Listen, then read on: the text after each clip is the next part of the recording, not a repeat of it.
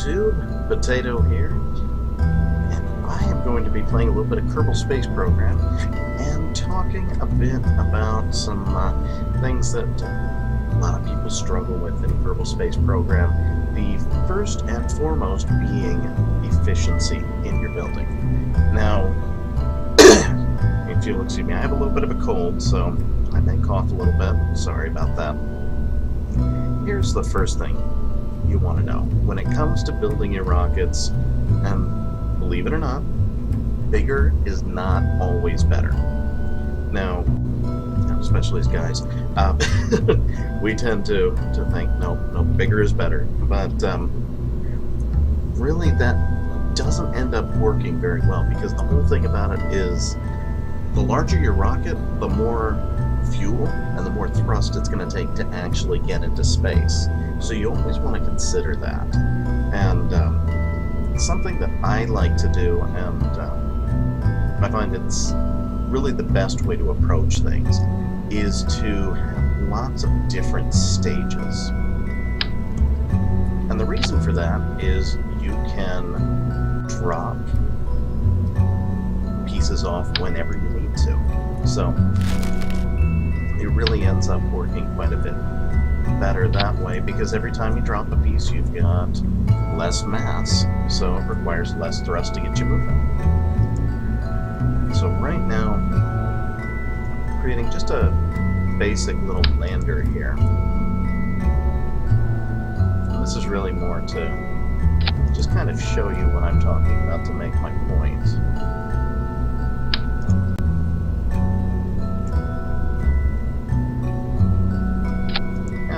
Probably overkill, but that's alright.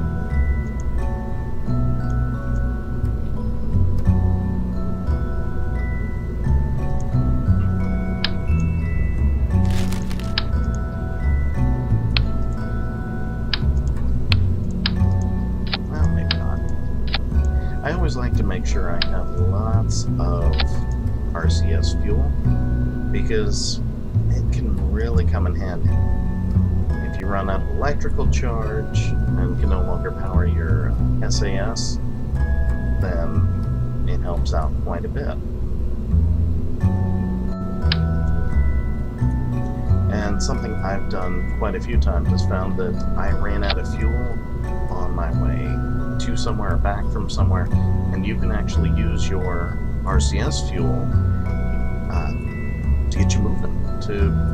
It's not just for maneuvering. You can actually provide a steady stream to provide thrust. I mean, it's not a lot, but when you're on your way back from the moon or Minmus and you're stranded, any little bit helps. So you can see here, going with kind of a small lander to start with, and I'm going to adjust my staging a little bit. You'll notice with my staging, I might have 20 stages with some of my rockets, just because I like to make sure that I've got a stage really for everything I'm going to do.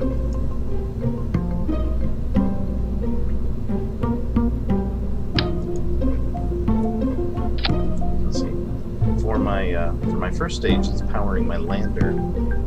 Excuse me, I'm so sorry.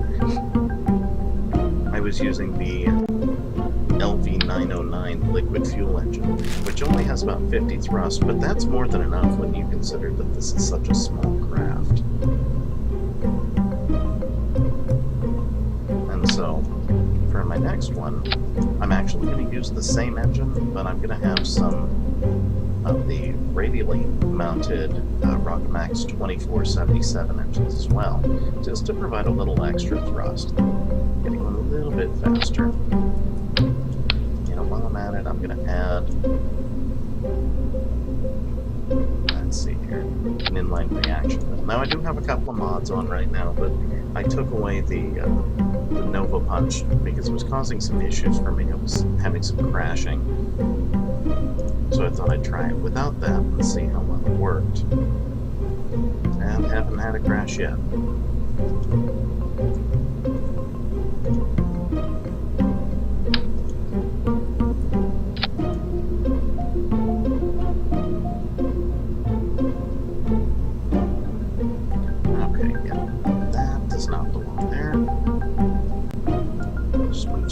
around here.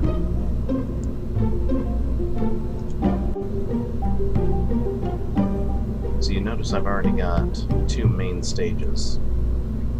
And as I go, I progressively get bigger and bigger with my staging.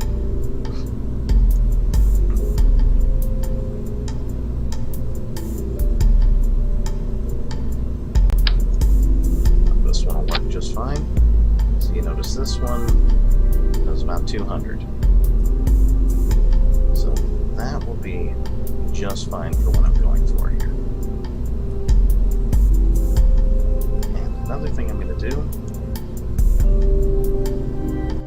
move this over.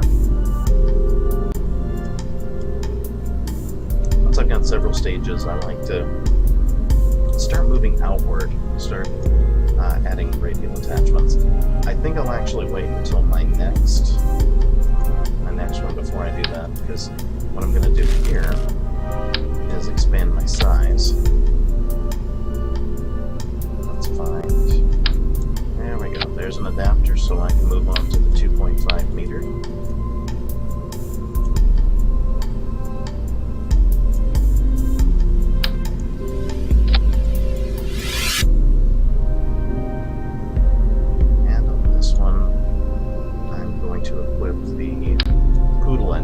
That one does about 220.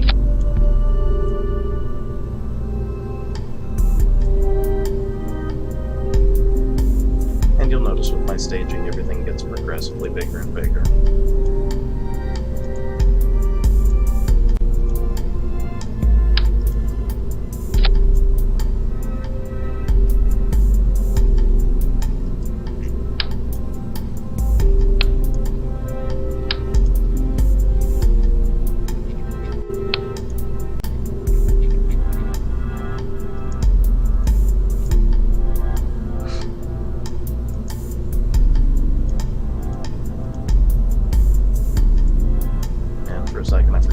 Doing.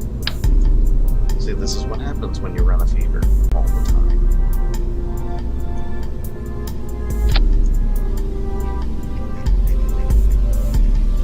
Yeah, it's a little tall. I'll make it work.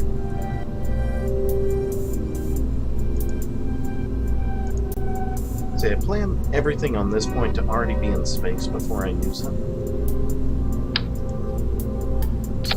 Put the skipper engine on there, that's 650. Or if it's not in space, it's going to be very close. So that wind resistance isn't really a problem.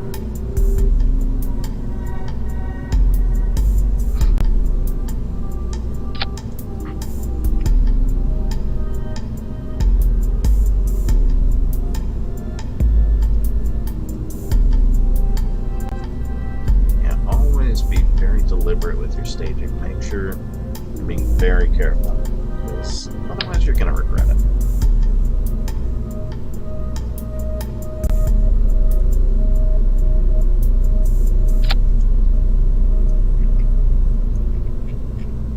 Okay, everything looks good there.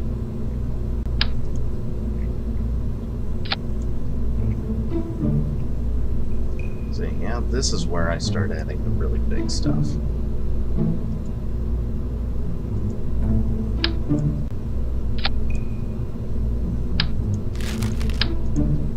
Now this may end up being a little bit too heavy, so I'm going to probably have to add some boosters here. See, when you start going bigger, you have to be very careful, simply because you can make a rocket that's just simply too heavy to get off the ground. I know I've done that plenty of times. Man, it's not a lot of fun trying to work through that.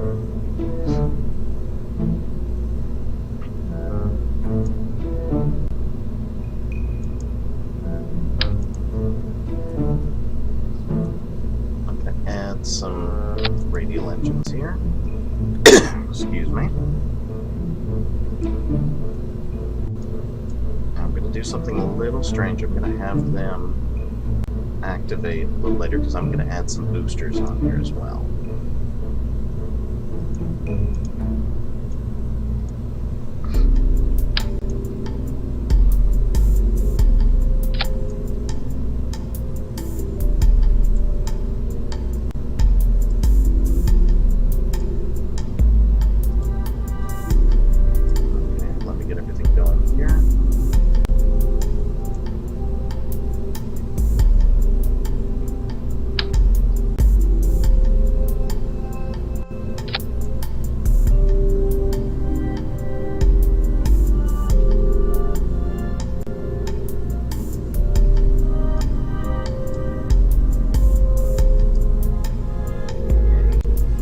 really start to see how I get very in depth with my staging here.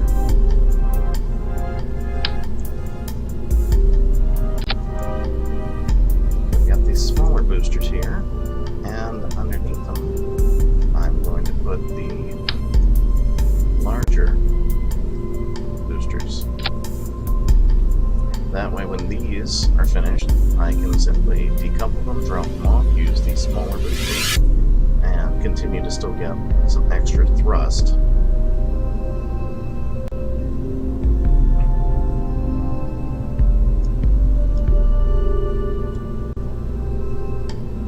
Okay, and we're just about ready to fly. I will give it a shot and see what I can do with this. I am hoping I'll be able to make it to the moon with this.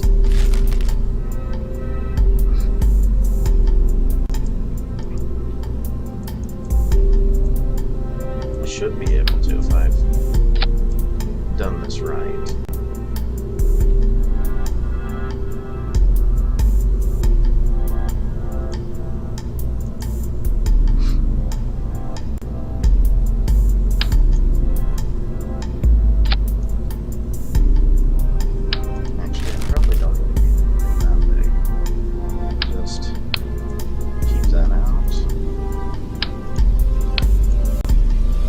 Sometimes I just leave things floating and go and get the other stuff.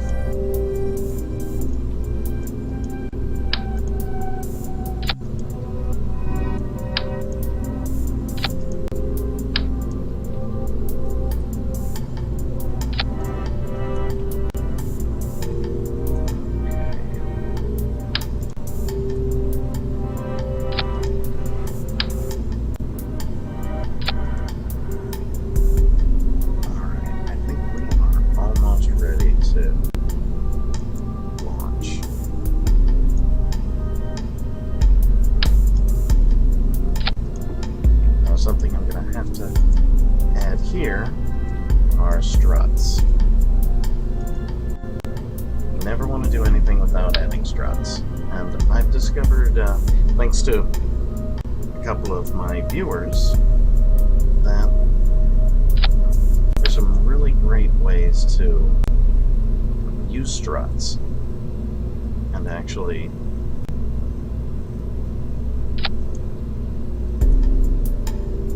really helps to secure things. It might look a little strange, but I tell you, it's really gonna help out with my stability.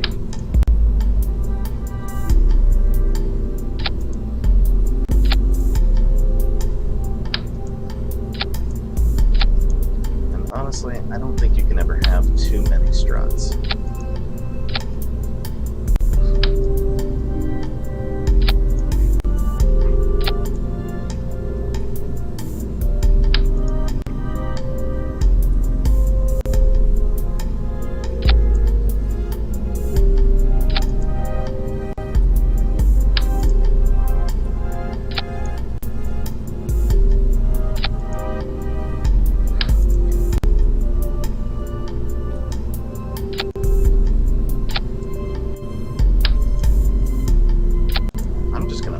This thing with struts, because hey, why not?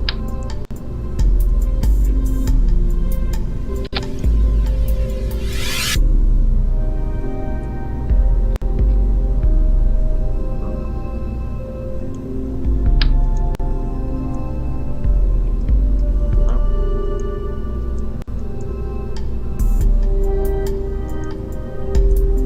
just randomly click something here. Okay. There we go, I got rid of it. I'm gonna move this up a little bit. It's going to be a little bit higher up. There we go. That is better.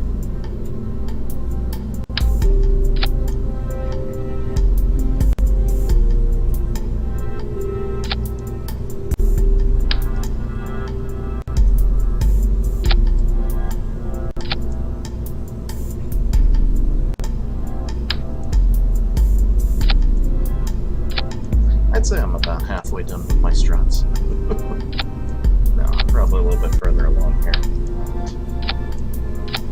Yeah, for me, no such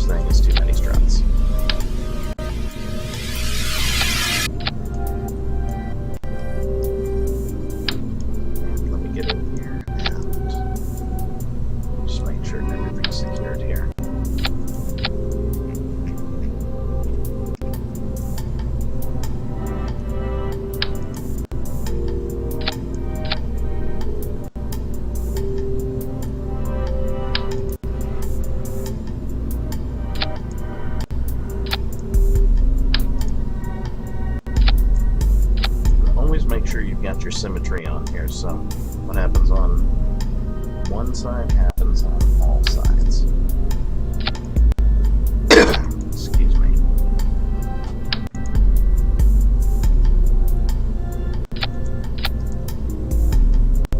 Almost there.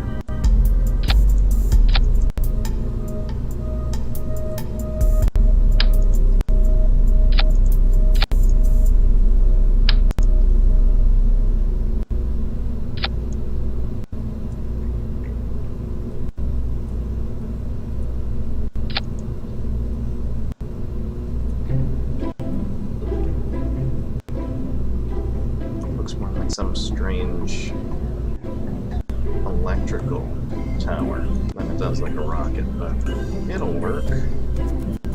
Either that or it's going to blow up on the launch pad. But either way, it should be fun.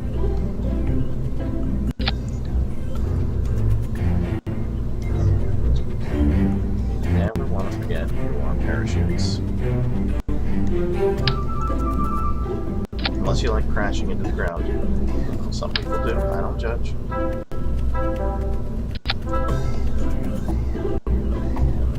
Okay. Now things are looking pretty good here. Anything else I'm forgetting?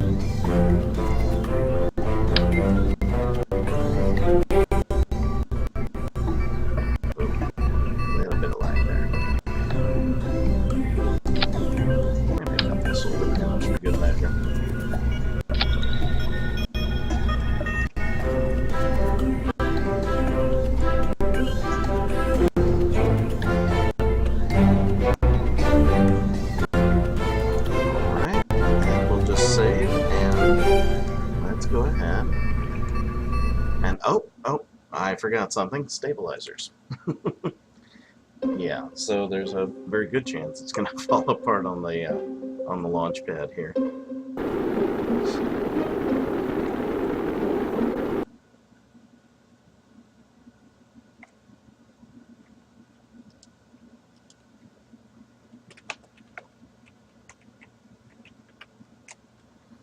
Well, yeah, and well, that'll teach me.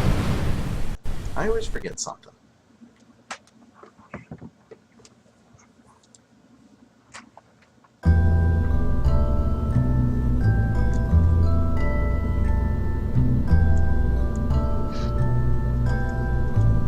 Fortunately, this is a quick fix.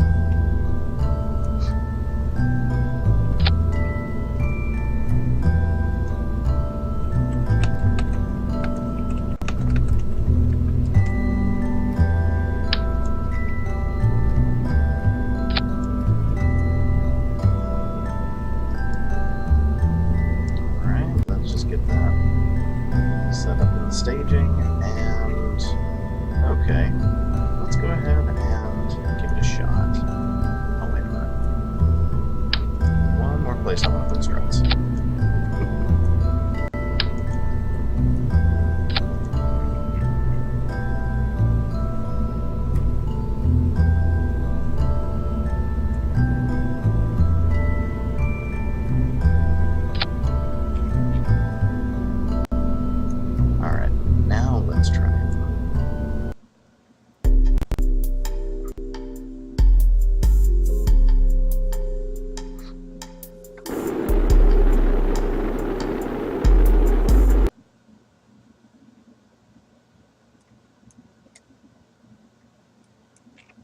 Okay, here we go. Let's see if it'll...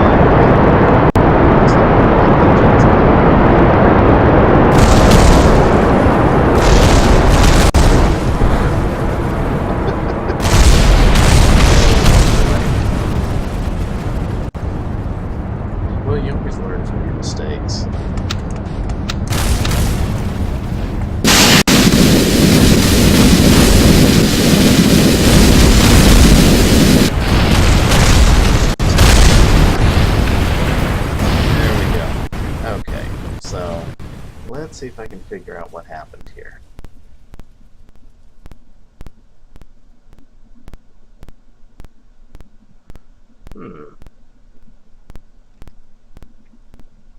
Not particularly. I'll check again. Let's see what I can come up with. Maybe there's just something I am missing.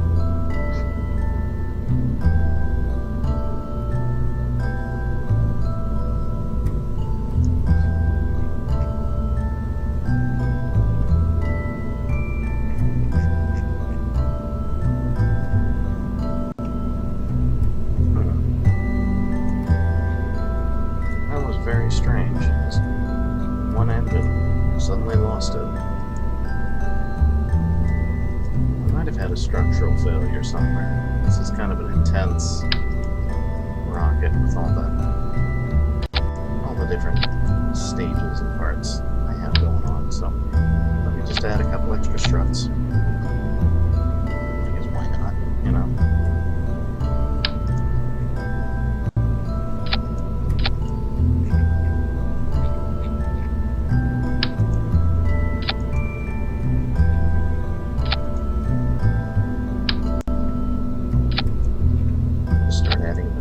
Places.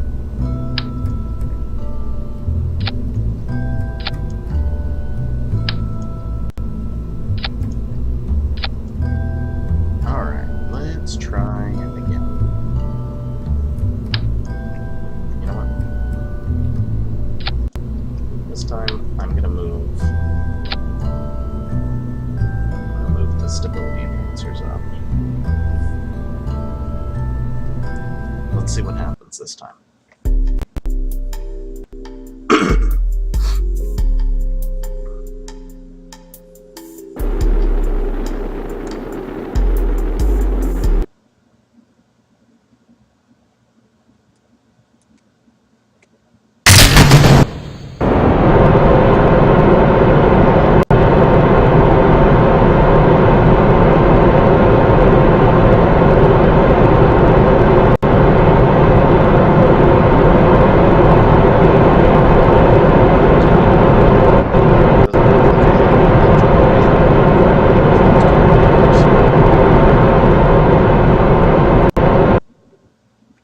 Not showing any structural failures.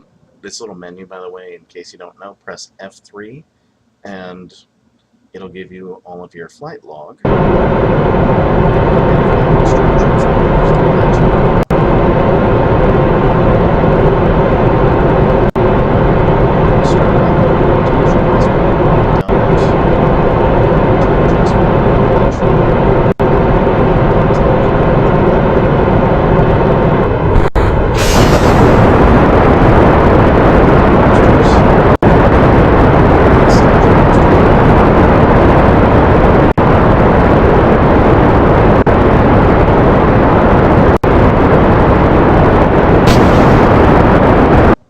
Heard something.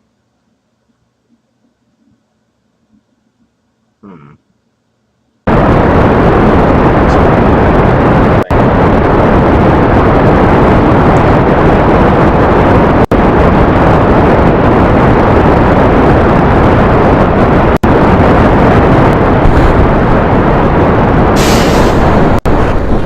my god. Okay. So evidently there is something to be concerned about. Oh gosh. Well, that was fun.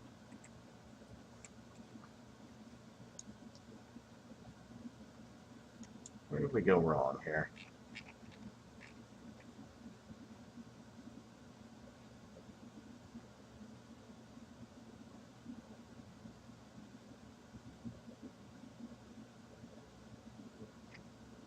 You know, I might have just screwed up my staging. That happens.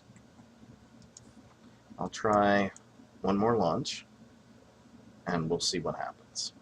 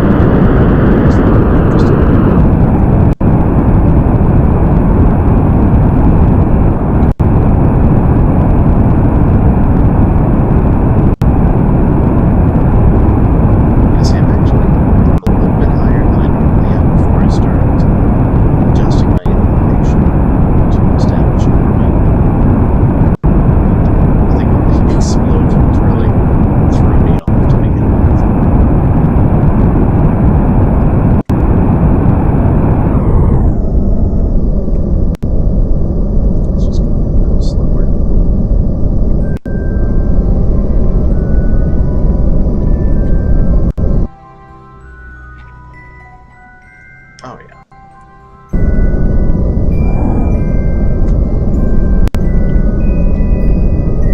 Let's see, once you've got good enough altitude, you can pretty much just turn your rocket completely sideways because you're going to have your upward momentum carrying.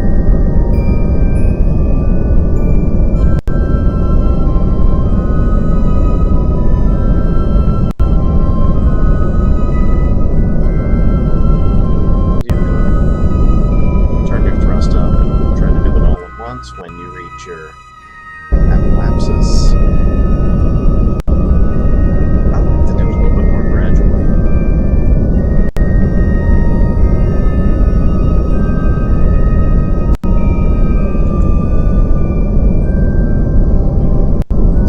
You see we've used up the majority of our fuel getting up here, but I still have several stages.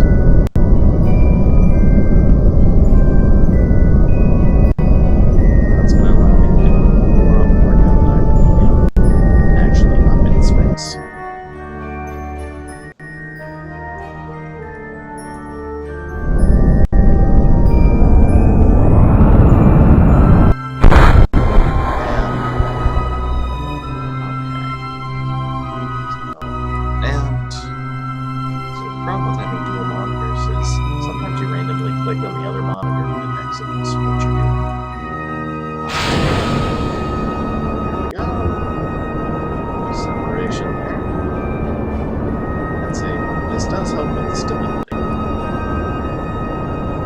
And it doesn't weigh a lot, so it's not going to have a huge impact on what you can do.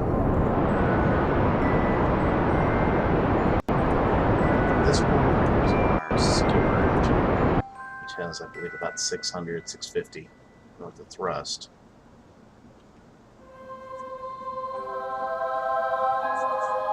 And just trying to get my orbit going here.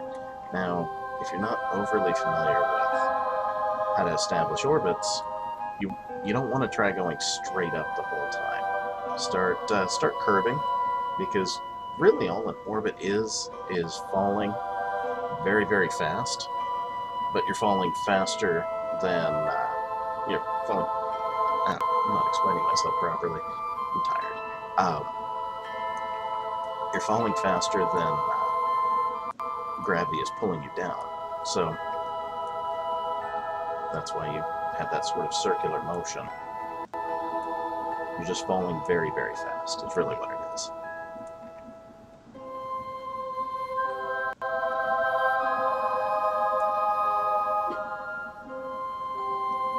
And that's actually the reason why astronauts on the space shuttle, obviously no space shuttle now, but on different space missions, International Space Station, appear to be weightless.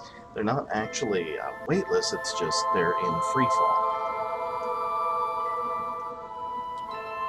And you get the same effect if you jump out of a plane, or you're in a plane that's falling, or things like that. You appear to be weightless, but it's more about appearances. You still have weight, you're falling, and it kind of cancels it out. If you were to place something in a geosynchronous orbit at, say, about the height of the International Space Station, everyone on there would experience gravity, just at a slightly lower amount than you would here on Earth, but Earth's gravity field extends quite a ways out. And see, we've got a nice orbit established here. I'm just going to circularize it a bit. A little bit further up than I wanted, but I'll make it work. How far out are we there? 93,000. If I'm aiming for somewhere, I'm actually going to use the gravity of Kerbal to shoot me out. Because when you start moving closer, obviously you go faster because gravity is pulling on you. And so you can end up using the gravity to assist you to escape from its orbit. And that's something you do in real life too, with satellites, that sort of thing. There's gravity assists. That's why oftentimes, especially in the earlier days of the space program, you would see satellites kind of take a tour of the planets because they would be getting gravity assists from various planets. And those gravity assists allowed them to gain a lot more velocity, so they could, they could speed up without having to expend fuel. In this circumstance, I'm still expending the fuel, obviously. I'm just going to be expending less of it. If you don't plan on really dealing with the maneuver planner, and you want to increase your orbit or escape your orbit, basically point your rocket, point the nozzle opposite the direction you're headed, and turn it on. And if you want to lower your orbit, the opposite is true. So if I wanted to land, I would point my rocket nozzle the way I'm headed, and that would kill my orbital velocity, and gravity would pull me down.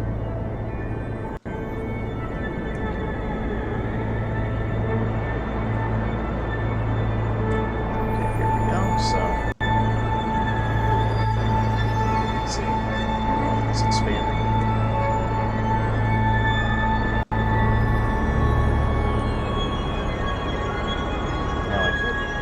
Head out. This rocket's powerful enough. I could probably make it to Jupiter and back.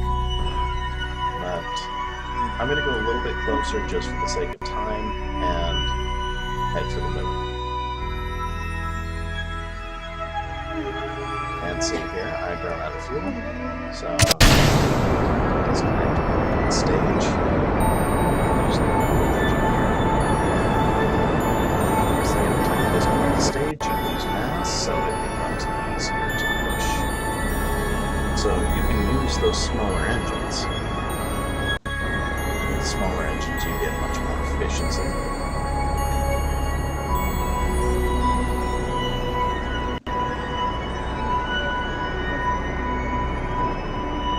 So it's out to orbit. I never know how it's a moon and moon. I don't know.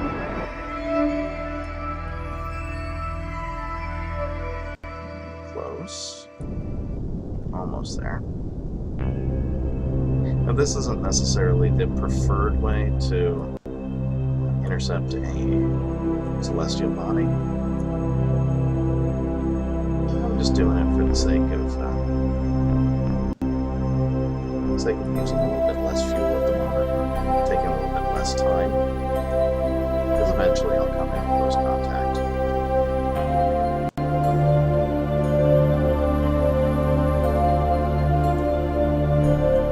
And normally, what you want to do is plan a maneuver.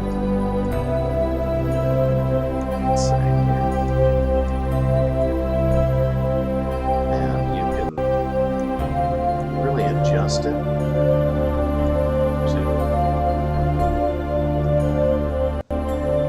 to make sure that you're going to make the right connections. So you can grab it, just slide it around, increase that until you see the icons indicating you're going to be intercepting.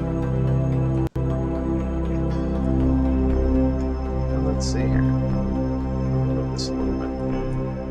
Now, what would it take for me to intercept? Really not that much of a burn to intercept here. I'll go ahead and just do it. I might as well. Just find the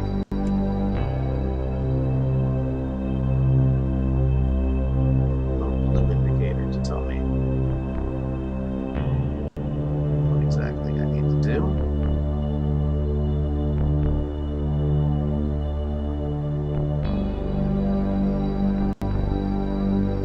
There we go. Okay. Try to kill this rotation a little bit.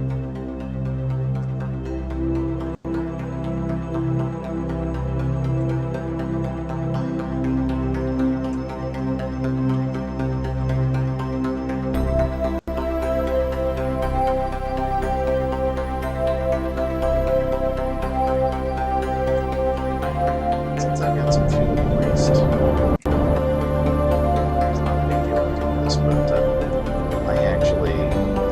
like to line up the actual spot I need to be pointed at, and then delete my maneuver node. And that way I can see the first point where I will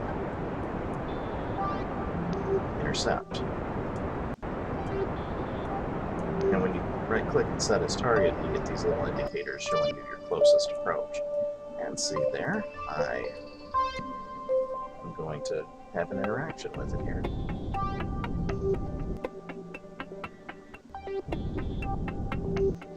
And you can look at your periapsis once you've done this and see how close you're going to get. So you're really not going to get, well, I'm starting to get a little closer. I always like to, now I'm changing it, now it's starting to get further apart, so that's probably as close as I'm going to get. I always like to get as close as possible.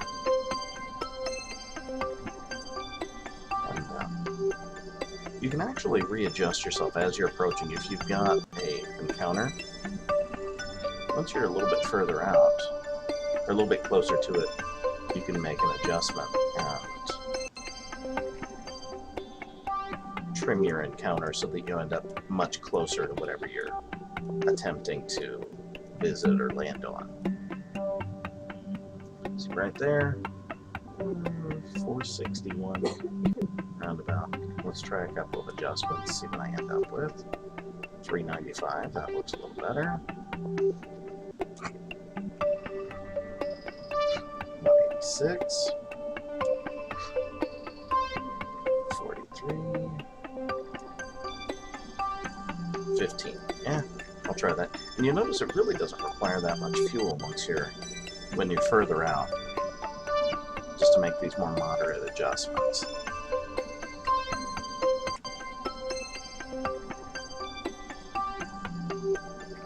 Okay.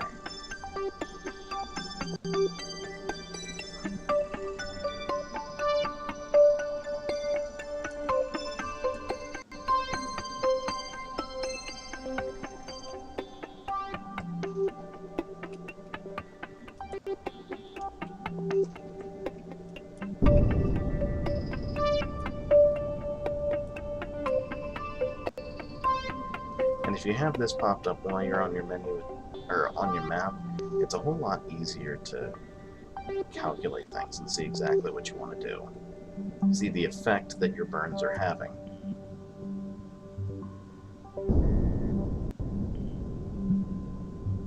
Getting closer, closer, closer, closer. Almost there.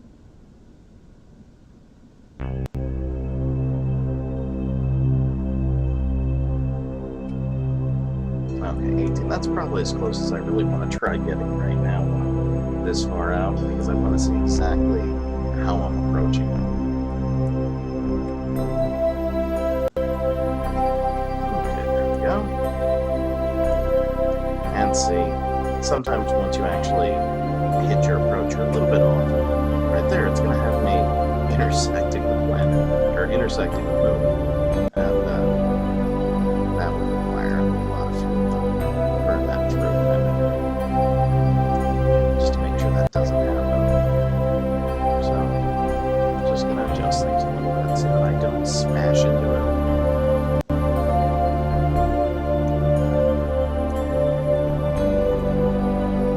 That's close enough. So you can make all these little adjustments. And that's what I do. I tend to make a lot of little adjustments.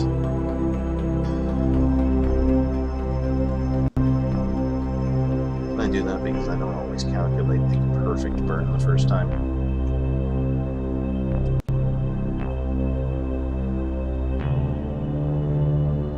Okay, and close enough. There we go.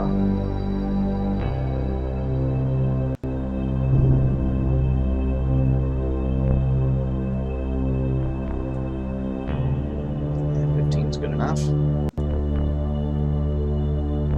Let's get moved in a little closer. We can just watch the approach here. Nice and pretty. And you see here, you notice I still have several stages, so There's a whole lot more I could do. I just am going to the moon for the sake of time. Alright, here we are.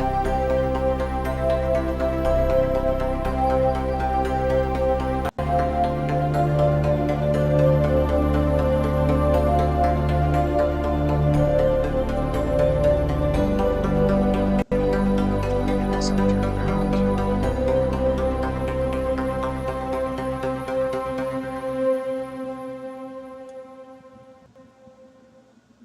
And my little guy here seems to be happy. Yeah, you're gonna get to go down there.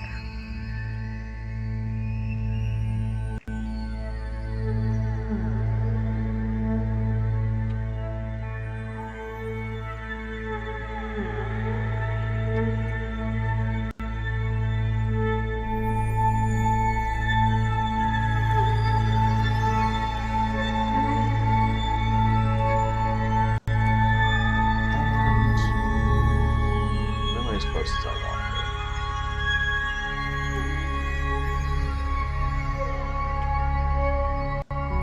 be. See, I'm close, but I've got enough speed that I'm not going to be captured. Try to move to gravity unless I kill somebody. So that's good.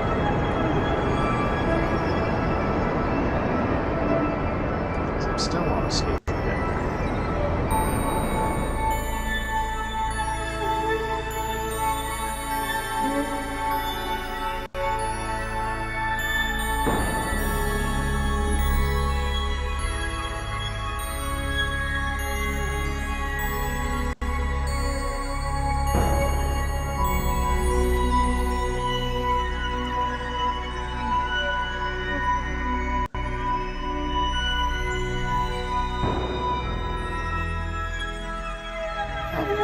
Once I'm, say, over this crater,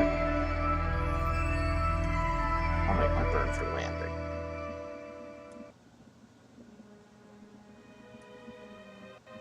Actually, no, I should probably do it at my apoapsis.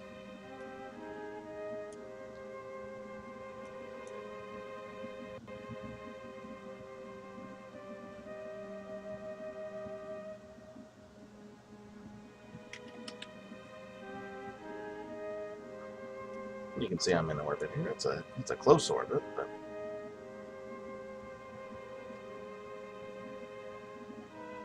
generally the lower the gravity, or the lower the mass of the celestial body, the closer in orbit you can have, and the slower you can be going and still be in orbit.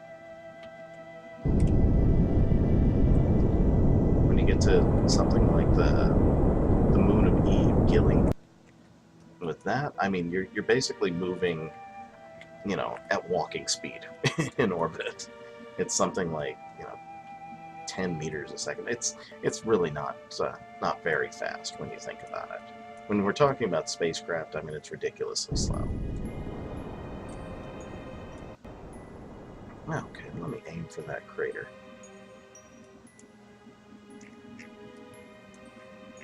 And see, I've got tons of fuel to spare, but unfortunately that's not going to work for what I have planned. I could always try to land it on this, but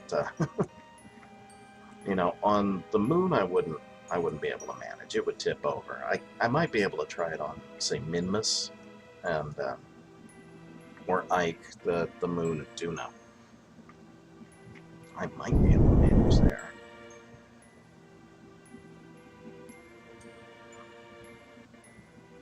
Let me advance a little bit.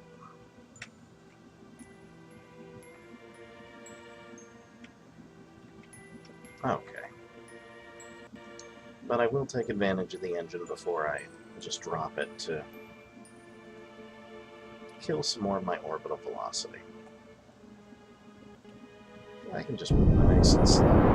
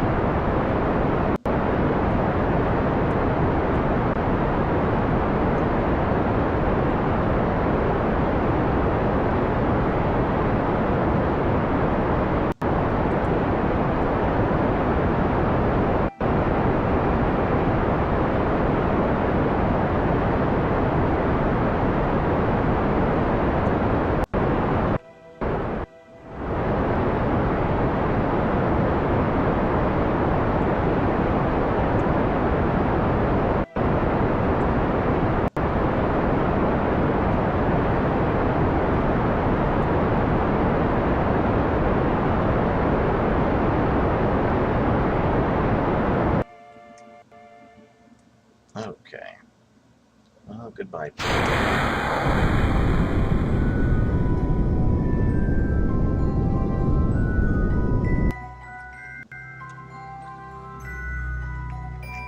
See, I'm still very close. I still have... I'm just gonna have to ditch this whole thing. You know, I might try it just with this whole structure here. If I lose something, no big deal. But it'd be fun to try.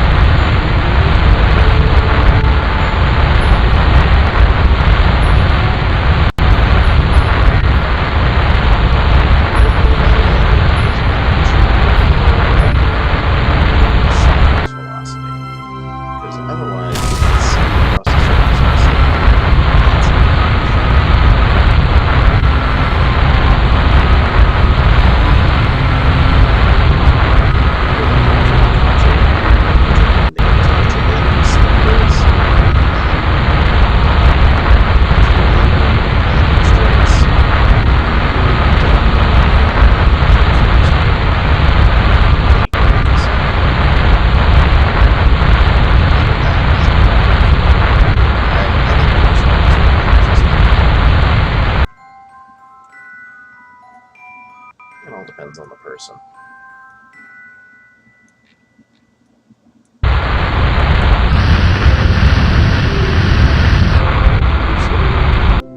Slow by.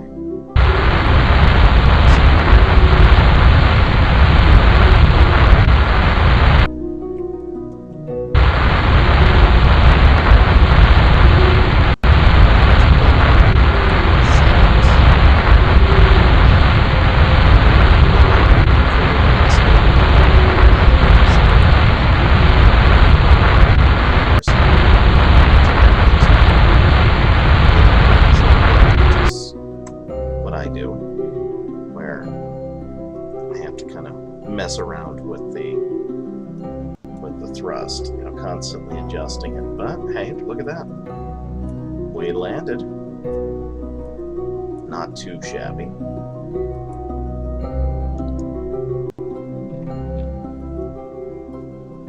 And I've even got it balanced on the little engine there. I wouldn't normally recommend trying that, but I figured why not. Well, let's...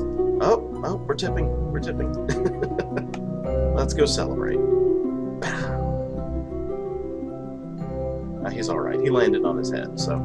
Oh gosh. Is the whole thing sliding? We'll be okay. I still have another stage here I can use to lift off if I want to. I could just abandon this whole thing. Well, he looks happy.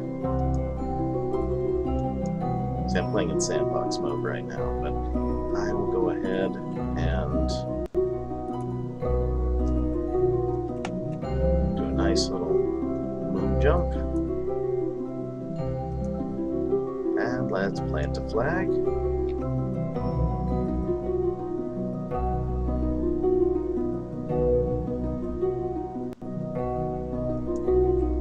We'll call this my half-assed landing.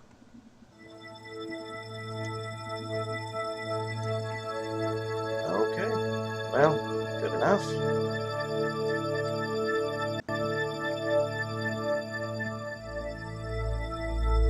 Okay, just pull a little Superman there.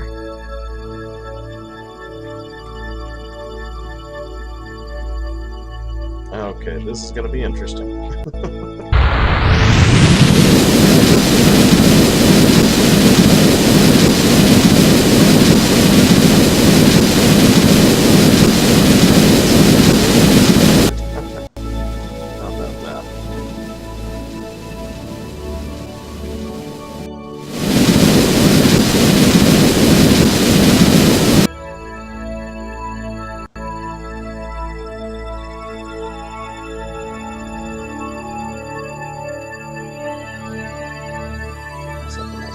rotation.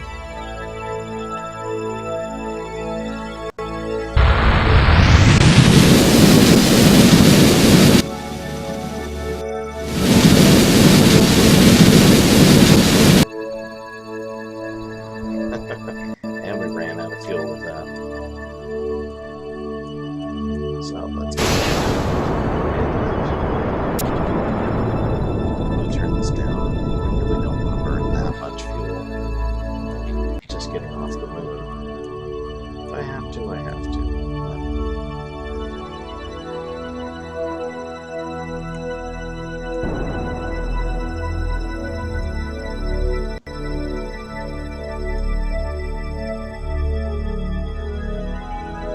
Let's advance time a bit.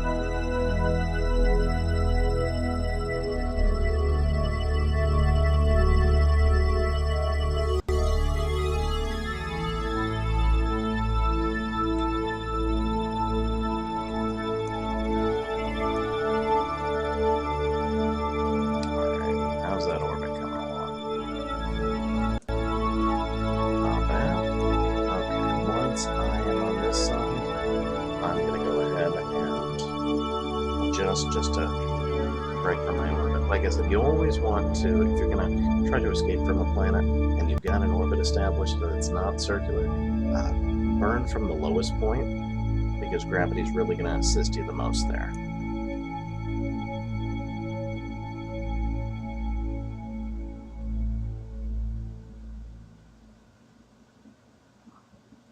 Almost there.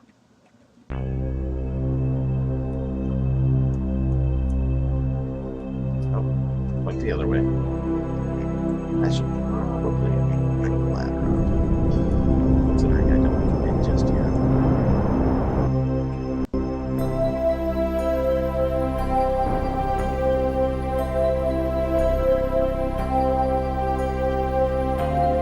Almost there. Alright, we've got escape trajectory.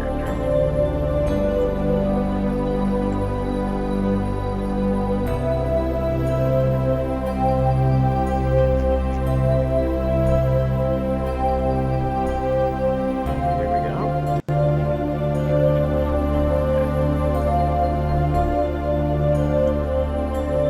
Now when you want to shrink your orbit, you always want to do your adjustment from your highest point or your furthest south point because it'll require the least amount of fuel to do so. Your lowest point is this right here, your periapsis. Your highest point is your apoapsis.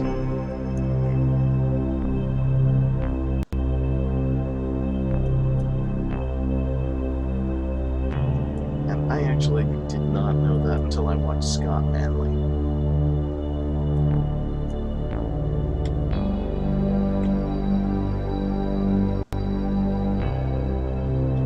Okay, good enough. All right.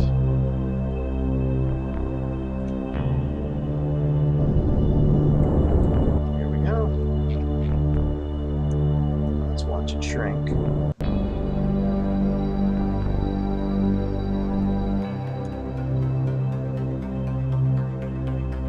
Now when you're actually coming through, if you're going back home to Kerbal or you're landing on any planet with an atmosphere, you actually don't have to necessarily adjust your trajectory so that it intersects with the planet. Just get yourself nice and deep in the atmosphere, and the atmosphere will slow down. And the gravity, that's nothing called aero braking.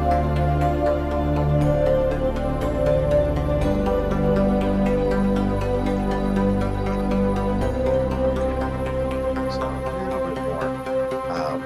Just FYI, if you select a target, you can click the little buttons over here and they'll tell you a little bit more information. You see here it gives you atmospheric characteristics of Kerbal. Atmospheric height is 70,000. So that tells you if you're below 70,000, you're technically in the atmosphere of Kerbal. But really for Kerbal, you want to make sure you're a little bit further in to have any sort of effective drag.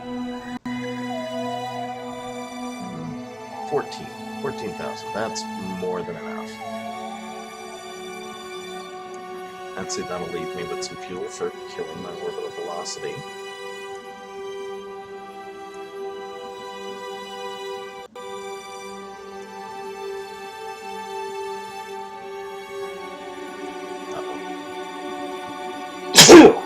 Oh, excuse me. There we go. Now that's a sight.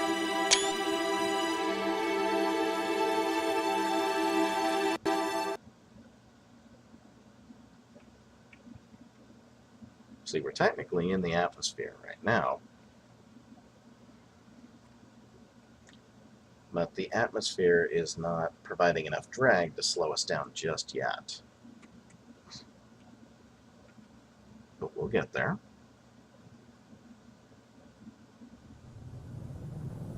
See, you notice right there it was around 35,000 is when the atmosphere started to have an impact. And now you see the slowdown. It's at this point you might want to start firing your engines just a little bit.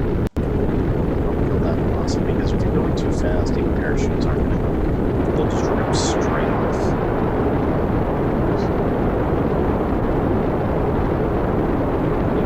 See our speed reducing as we do this.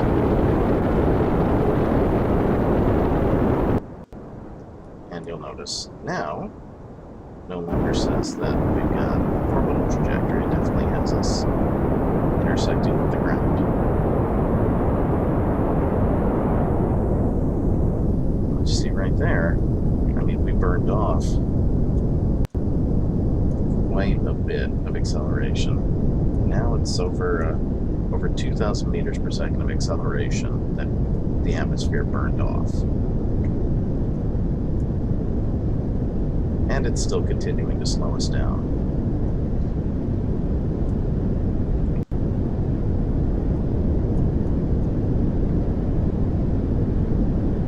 So I've still got some monopropellant. You can actually use your monopropellant to help slow you down as well, because it does apply some thrust. Maybe not a ton, but some. You know, it's better than nothing. And now I'm out of monopropellant. I'm going to go ahead and deploy my chutes. Don't deploy your chutes too high up.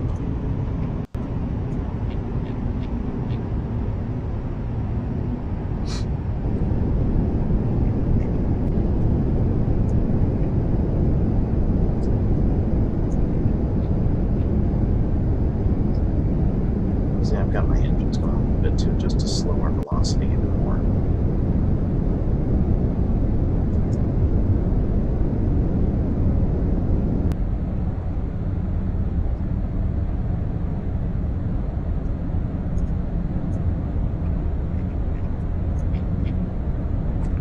Okay, don't deploy anything. There it goes. See, as long as you're going slow enough when they deploy, they won't rip straight off your ship.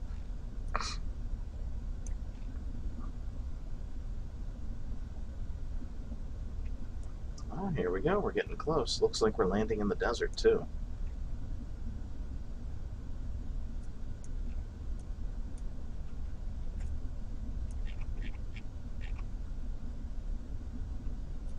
Not too bad.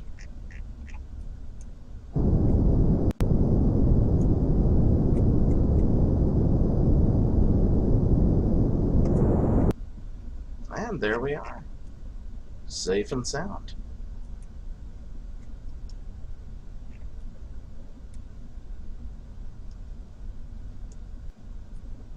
And my little guy here is so excited, he's going to go ahead and just jump and give the ground a nice hug.